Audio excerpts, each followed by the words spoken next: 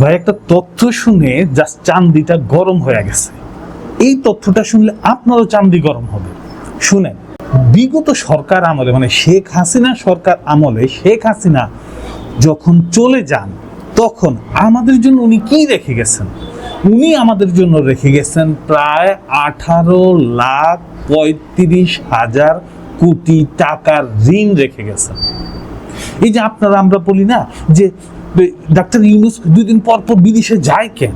ভাই এই লোনের টাকা শোধ করার জন্য উনি যায় বিভিন্ন দেশের সাথে কম্প্রোমাইজ করে, কোলাবোরেশন করে, কইরা এই টাকা আইনা এই বিদ্যুতের টাকা দেয়, গ্যাসের টাকা দেয়, কয়লার টাকা দেয়, এইখানে টাকা দেয়, ওইখানে টাকা দেয়, বিশ্বব্যাংক থেকে ঋণের টাকা দেয়, জাপানের ঋণের টাকা দেয়। এই কাম করে গেছে আমাদের প্রাক্তন প্রধানমন্ত্রী।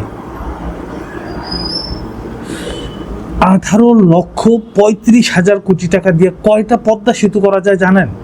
18,35,000 টাকা দিয়ে প্রায় 60টা পদ্মা সেতু করা যায়, মিনিমাম 60টা। মানে একটা পদ্মা সেতুর কষ্ট হচ্ছে 30,000 কোটি টাকা, তাহলে প্রায় 60টা পদ্মা সেতু করা যায় এই 18,35,000 কোটি টাকা দিয়ে। বুঝেন ঠেলা? খালি যে বলেন আগেই ভালো ছিলাম, আগেই ভালো ছিলাম, কি যে ভালো আছেন, কি যে ভালো রাখছে, বুঝছেন তো?